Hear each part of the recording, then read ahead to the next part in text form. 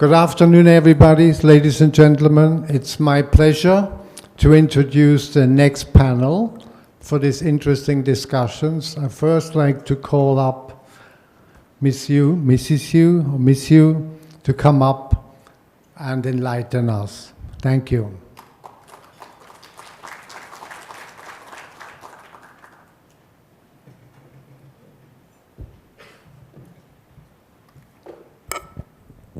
Good afternoon, everyone. I'm Mrs. Alice Yu from the Architectural Services Department. I'm the project director, mainly in charge of the Leisure and Cultural Services Department projects, as well as the food and environmental hygiene projects. Today, I'm going to talk about the open space design in a densely built environment.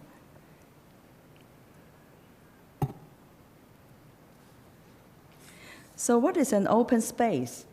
An open space in a densely populated city in Hong Kong gives people a chance to relax, to exercise, and to revitalize.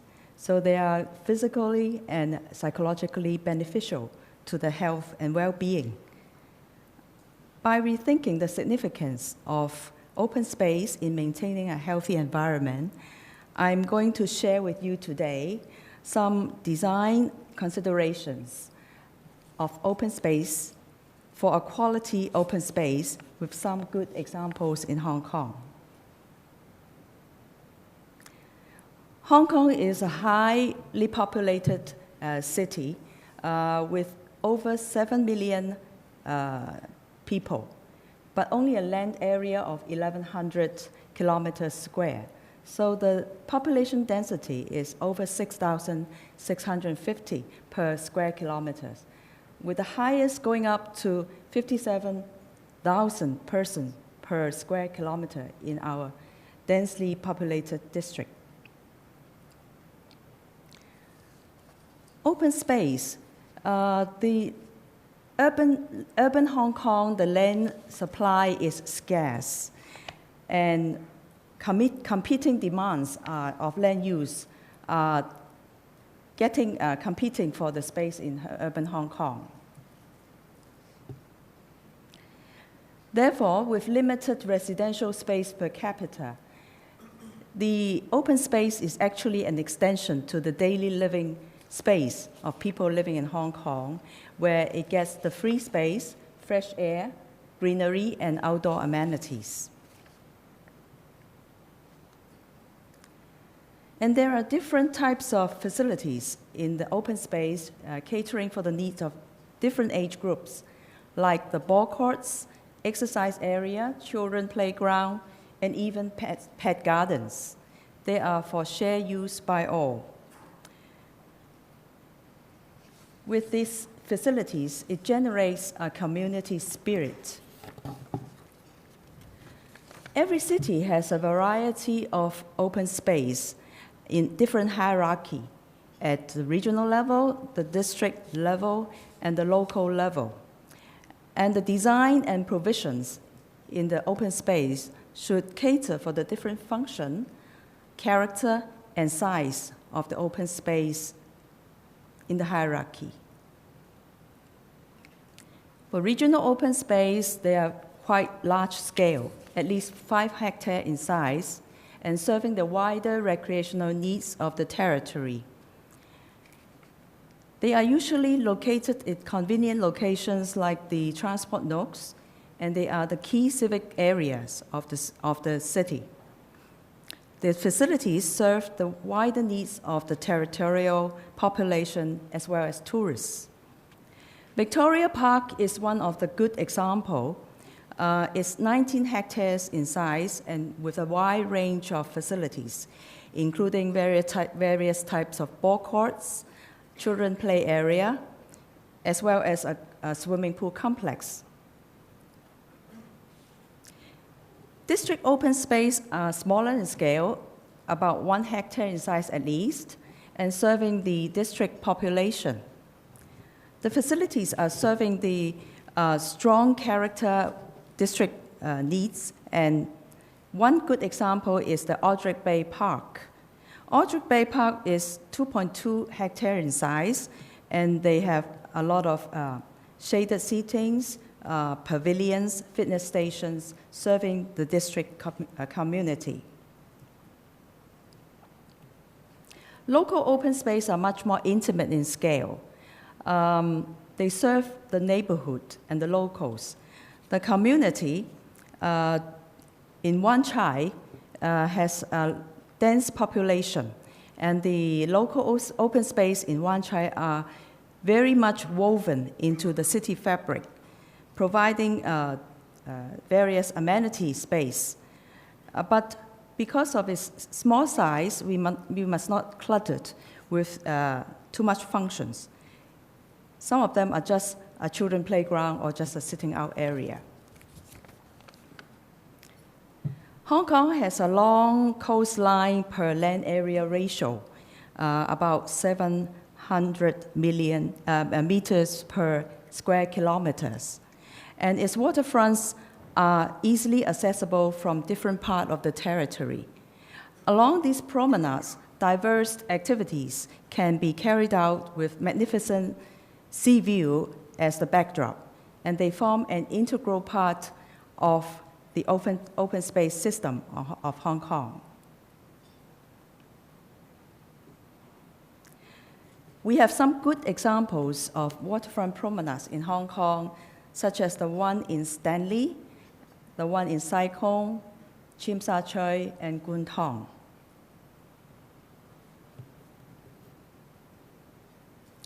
The functional use of open space can be active or passive, meeting the different needs of the community. Active uses are spaces for physical exercise or sports, and they are beneficial to the health and fitness. They usually have some standard dimensional requirements, so we have to think about, in our design, the suitable zoning, demarcation of boundaries, and safety margins, also protection measures. Passive use are like sitting around and talking, socializing, and appreciating the artwork or fountain area. They are all passive uses. There is no dimensional requirements. They're just for relaxing, natural and pleasant, and inclusive. They should be inclusive and barrier-free to satisfy people's desire to be close to nature.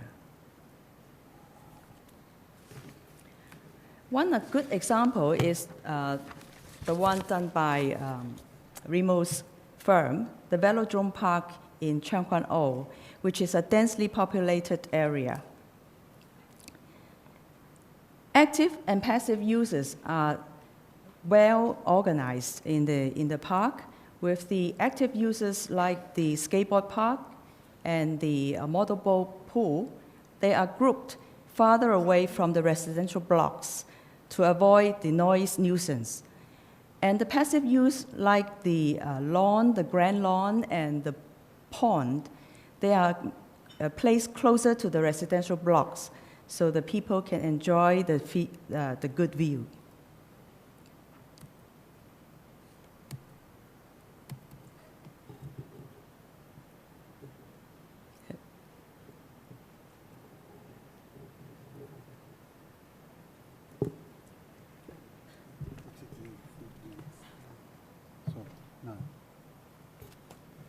Okay, thank you.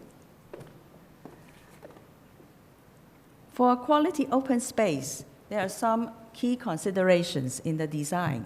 So the acronym SPACE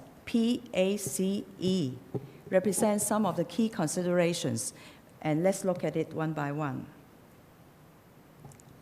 Serving the community, a quality open space should be well-loved, well-used, and meeting the needs of the community. The needs of the community can be gauged through analysis of the local context, the urban structure, as well as through public consultation. The role of each open space in the district should be considered holistically at the town planning level before deciding on its function and facilities. One example is the Stanley Waterfront. The context is scenic sea views, street shops, and low-density residential development. A series of focal points is arranged along the 500-meter-long promenade, creating a very easily accessible series of experience for the local community as well as the tourists, capitalizing fully on the spectacular sea view and meeting the needs of the community, like alfresco dining, fishing, even appreciation of the historical buildings. Placemaking is what generates collective memories and promotes civic pride. It offers a platform for display of public arts, enriches the existing neighborhood, and creates a place that is recognizably distinct but ties in with the local identity. One of the good examples is the open spaces underneath the flyover in Kowloon East. With the Hong Kong government's Energizing Kowloon East initiative, the open spaces underneath the flyover, which was once useless, was revitalized to hold different kinds of community activities. They are now successfully branded as Fly the Flyover, which means a place full of energy and vitality. Now people can quickly associate these open space under the flyover with the Kowloon East area. Another example is the Aldrich Bay Park. Aldrich Bay was once a fishing village. The design was generated through a research into the history and culture of Aldrich Bay, an extensive public consultation. The characteristics of a fishing village were interpreted with a modern design language using bamboo, pavilions, large water ponds, as well as waterside plantings, responding to the public's aspirations while meeting the local community needs. A sense of place is created with the collective memories, which is a distinct character of the old-day Aldrich Bay. The Wall City Park is another good example. The park occupies a site of special historical significance. In the 15th century, the Wall City was used by the imperial officials.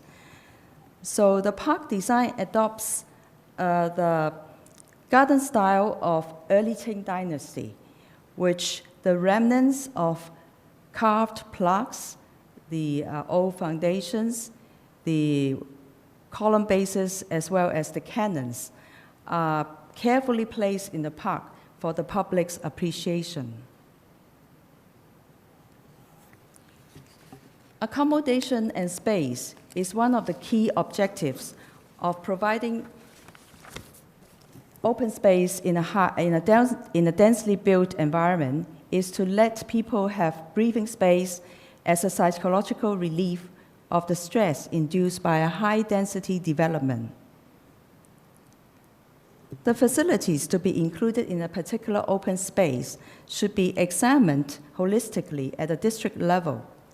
They should be balanced and appropriate to the scale, and there should be right proportion of hard and soft landscape. Also, they should maintain a high proportion of negative space because of the small size. They should not be too cluttered. Of course, compliance with statutory requirement is essential, especially for those related to safety and barrier-free access. Through public engagement, we can gauge the public's preferences in the facilities. An omnibus survey on selected service areas conducted in Hong Kong in 2013 by the Leisure and Cultural Services Department showed that among all the facilities provided in public spaces, the simple lawn area was by far the most welcome facility. So less is more. A lawn allows the maximum freedom for people to do what they want. One good example is the Jordan Valley Park, about 6.5 hectares in size. It is the largest park in Kwun Tong, which is the most densely populated district in Hong Kong. Apart from the wide range of facilities, passive and active, the key attraction is the Grand Lawn, where users can sit and lie leisurely, the kids can play around and run safely, and it is all-time favorite of the place, meeting users' needs both in the active and passive recreation. Another example I'm going to introduce is the Tsim Sha Tsui waterfront. Apart from giving a space for strolling, enjoyment of the harbor view, and holding community events, at the waterfront next to the Hong Kong Cultural Center, there is an open stage with the harbor as the backdrop, with wide steps leading from the Cultural Center serving as a spectator stand, which now forms a very popular informal venue for holding outdoor performance, extending the function of the performance function of the Cultural Center to the waterfront. Connectivity means linkage to the surrounding. It can be physical, by circulation. It can be visual, with a vista and landmark, and it can also be psychological, by adoption of existing local character. Good connectivity enables development of a convenient network, creating a pleasant walking environment, enhancing the usage of the park itself, as well as the nearby facilities. Successful open space are results of the naturally happening interaction of the park, the neighborhoods, and the users.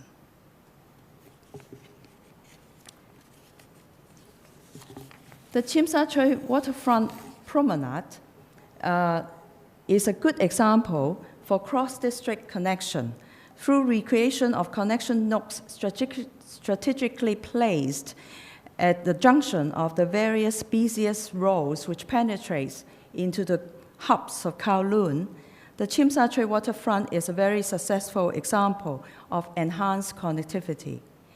The heavy structural elements which once obstruct the sea view has been demolished and replaced with a lightweight structure which enhance the visual connectivity with the harbor front. The Sai Kung waterfront is another good example about connectivity. The fragmented open space in Sai Kung was reconnected through the use of symbolic element, which is the bronze bells, which represents the temples of Sai Kung. The barrier walls are also taken down to make the space more open and area, better connected to the surrounding, including the alfresco dining and artistic installations. On environment and greenery, attention must be paid to the microclimate. We have to place the features with good orientation and response to sun and wind. Of course, ball courts needs to be north-south oriented as far as possible to avoid glare to the players. And seating should be shaded as far as possible. The covered area, we found that they are very popular for group activities, whereas vertical greenings should be located where it should not be shaded by the surrounding building in terms of sunlight. The greeneries can reduce the heat island effect. They can serve as sun shading, wind breaks. They can demarcate the zones in a soft manner. Also, the water and mist feature have a cooling effect. Greenery is also therapeutic. Plants serve as green lungs. They not only give out oxygen and consumes carbon dioxide, they also offer visual relief and psychological comfort for the health and well-being in the high-density development area. They soften up the ambience, and relaxing mood is created close to nature. The thematic planting, instead of mixing of species, will create the character to the open space and enhancing the visual effect. Fragrant plants also stimulate the senses. Victoria Park is a good example. It's inaugurated in 1957, is among the Hong Kong's first generation of public parks. Significance in Hong Kong, to Hong Kong people, is somewhat like the Central Park to New Yorkers. With the canopy of trees is one of the park's major assets, which has been very well preserved. And the different landscape were used to suit the function of zones. The Bauhinia tree, which is the floral emblem of Hong Kong, adorn all the major park entrances. So to sum up, the key considerations for quality open space includes serving the community, placemaking, accommodation and space, connectivity, and environmental and greenery. Open space is an important element in the daily life of Hong Kong people who seek relief from the stress of urban life. It softens the harshness of the built environment, moderates the microclimate, and connects people to nature. It's an extension to the limited indoor living space. Open space is essential for physical and psychological health of people living in a high-density development. Yes, less is more. This principle best suits the design philosophy for a quality open space, allowing maximum freedom for the public to use it in the way they want. As Mr. John Long Critton has quoted, open space may be the most defining design element in the city building, and far more important to livability than is generally understood. Thank you.